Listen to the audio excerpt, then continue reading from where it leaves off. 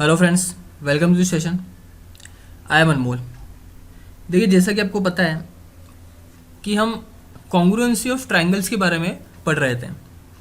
पिछली क्लास में हमने कुछ क्राइटेरियन देखे जिसमें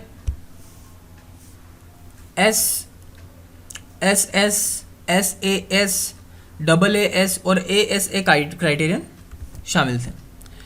आज की क्लास में हम कुछ और बचे हुए क्राइटेरियन के बारे में देखेंगे। तो आइए शुरुआत करते हैं। सबसे पहला क्राइटेरियन जो है हमारा, वो जो पिछली क्लास के बाद का है, फिफ्थ क्राइटेरियन, वो है RHS कॉन्ग्रुएंसी क्राइटेरियन। देखिए, RHS जो है वो राइट एंगल ट्राइंगल के लिए वैलिड होता है। तो अगर दो राइट एंगल ट्राइंगल आपस में कॉन्ग्रुएंट कब होंगे, तो ये स्पेशल केस है। तो कब होंगे?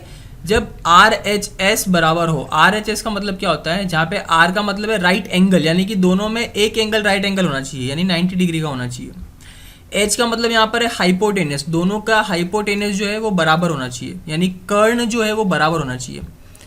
और S का मतलब है साइड, कर्ण के अलावा कोई भी साइड, या तो AB है तो PQ, और अगर BC है तो QR, कोई भी एक साइड बराबर होनी चाहिए। तो दोनों राइट एंगल जो है वो आपस में कॉन्ग्रुएंट होंगे। क्या कहा मैंने? दो राइट एंगल आपस में कॉन्ग्रुएंट होंगे अगर उनका एक एंगल तो 90 डिग्री हो जाए, ठीक है, एक उनका हाइपोटेनियस यानी कि कर्ण बराबर हो, और एक कोई भी साइड बराबर हो जाए, तो वो दोनों आपस में कॉन्ग्रुएंट कहलाते हैं। देखिए, एक और मेन चीज़ जो ध्यान रखने की है वो ये है कि दो ट्राइंगल जो होते हैं वो कॉन्ग्रुएंट होते हैं अगर उनकी corresponding sides and angles are also congruent. ठीक है भाई, corresponding parts of congruent triangle are also congruent इस थ्योरम से। देखिए, करस्पॉन्डिंग साइड का मतलब क्या होता है वो समझिए कि जैसे मैंने राइट एंगल ट्राइंगल है ABC, इसमें B एंगल को 90 डिग्री लिया, तो यहाँ पे AC जो है वो कर्ण है। तो अगर इसकी मैं AC साइड को ले रहा हूँ तो इस PQR राइट एंगल ट्राइंगल की भी कर्ण को ही लूंगा। तो यहाँ पे कर्ण है PR, तो अगर इसकी AC को लिया है तो इसके PR को ही लूंगा। सिमिलरली अगर यहाँ पे AB साइड को मैंने कंसीडर किया है तो यहाँ पर PQ साइड को कंसीडर करूंगा। ऐसा नहीं कि यहाँ पर तो AB साइड ले ली और यहाँ पर QR ले ली, ऐसा नहीं होता है। जो करस्पॉन्डिंग साइड है वही इक्वल अपन को करनी पड़ती है। ठीक है, अब देखते हैं, कुछ क्वेश्चंस देखते हैं ताकि हमारी अंडरस्टैंडिंग और बेटर हो सके। देखिए, पहला क्वेश्चन दे रखा है कि फिगर में AB जो है वो पैरेलल है CD के, यानी कि ये वाली लाइन CD ये पैरेलल है AB के, ठीक है। और O जो है वो मिड पॉइंट दे रखा है AD का। ये जो AD लाइन है इसका मिड पॉइंट है O, इस पूरी AD लाइन का, ठीक है। अब ये कह रहा है कि हमको शो करना है कि जो ट्राइंगल AOB है वो ट्राइंगल DOC के कॉन्ग्रुएंट है। जो AOB ये वाला जो ट्राइंगल है, ये वाला, ये कॉन्ग्रुएंट है इस COD के ऊपर वाले ट्राइंगल के। तो देखिए हम कैसे प्रूफ कर सकते हैं।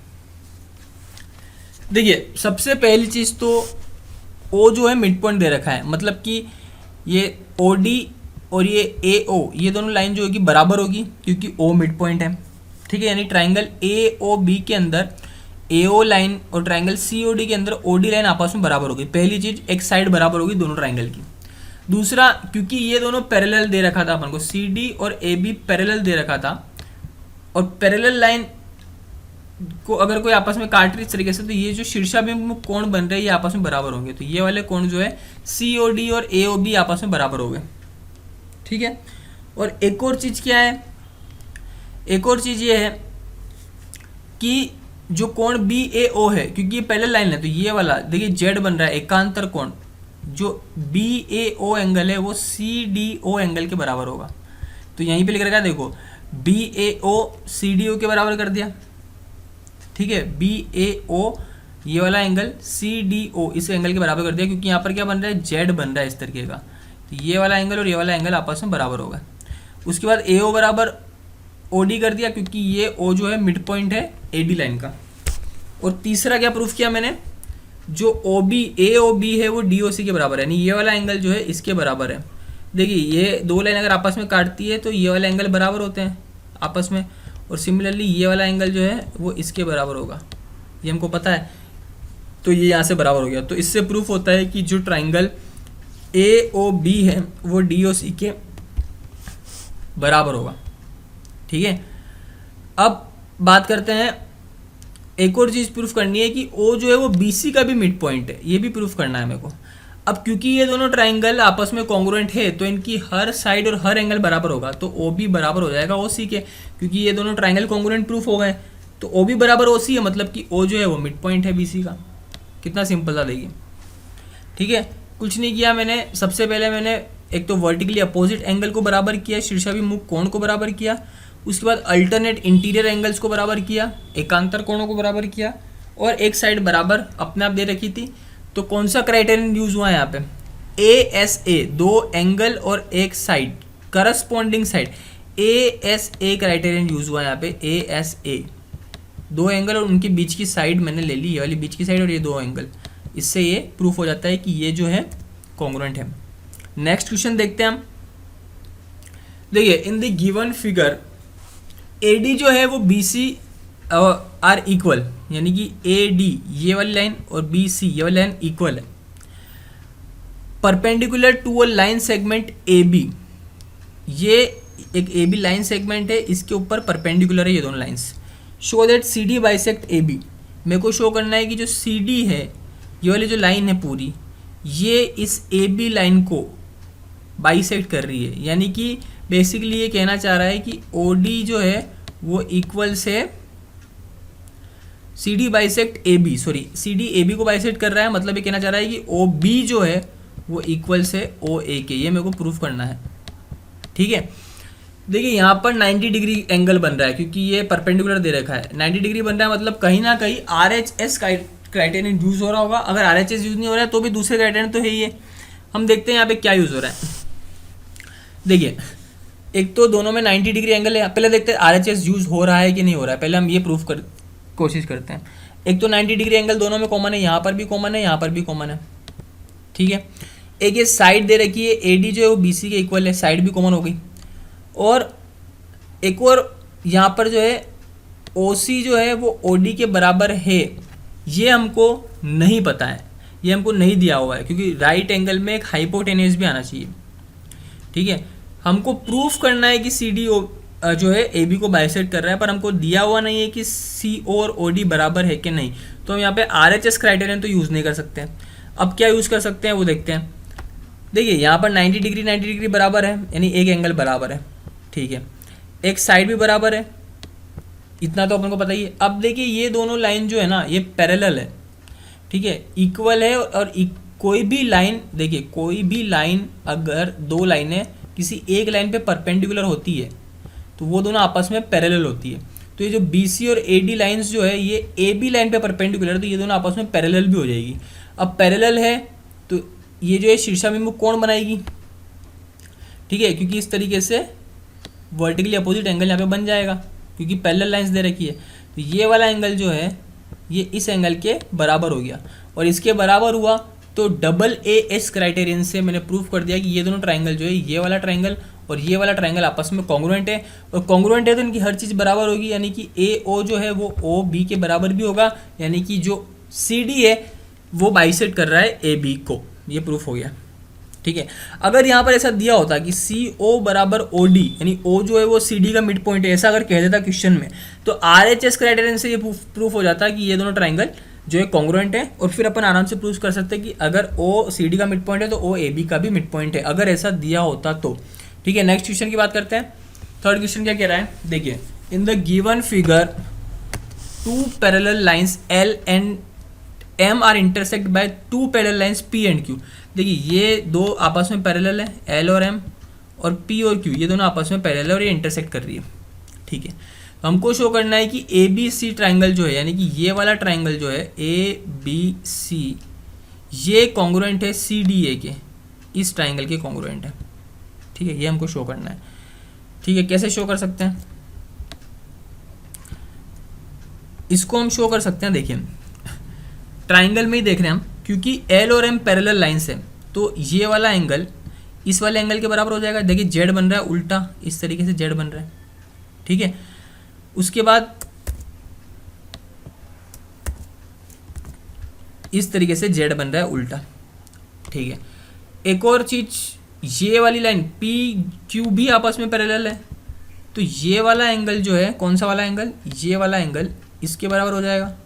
देखिए इस तरीके से जेड बन रहा है, ये वाला एंगल इसके बराबर हो गया, यहाँ पे ये वाला एंगल इसके बराबर हो गया। तो दो एंगल हमने प्रूव कर दिया, यानी angle B A C is equals to angle D C A and angle B C A is equals to angle D A C, ठीक है।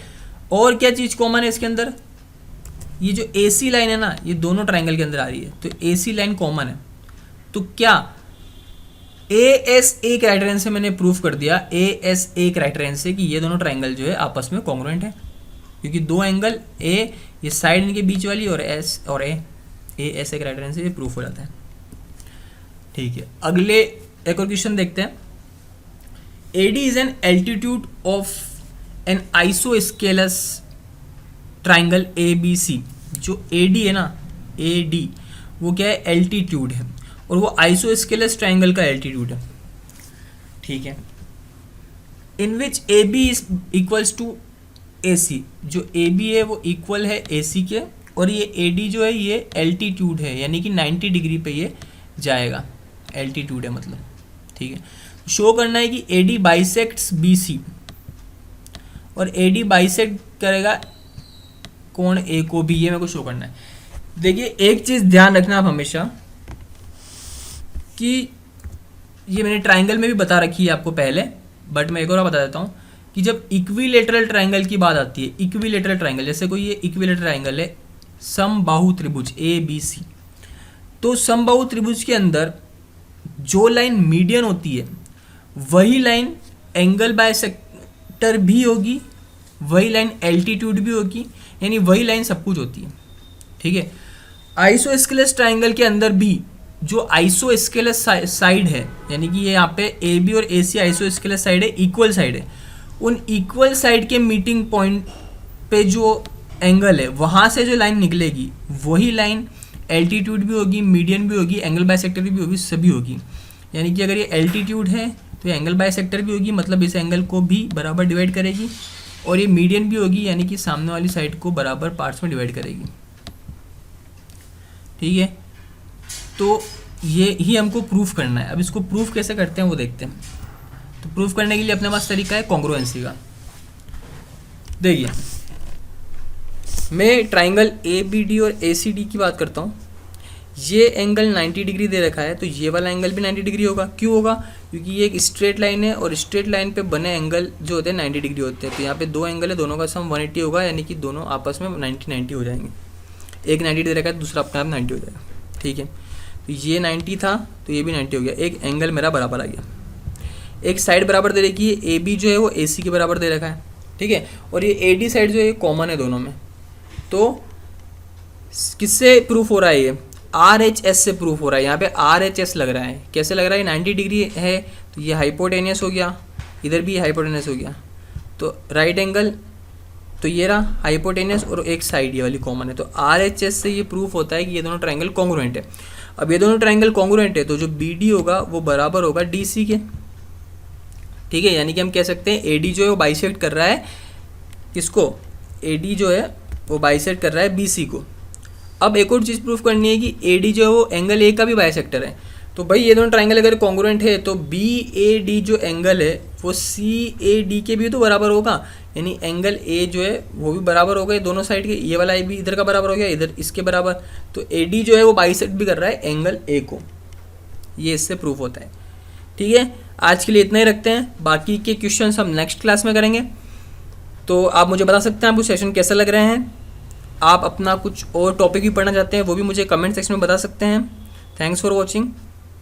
और अगर वीडियो पसंद आया है तो उसे लाइक करें, शेयर करें, और मेरे चैनल को सब्सक्राइब करना ना भूलें। Thank you very much.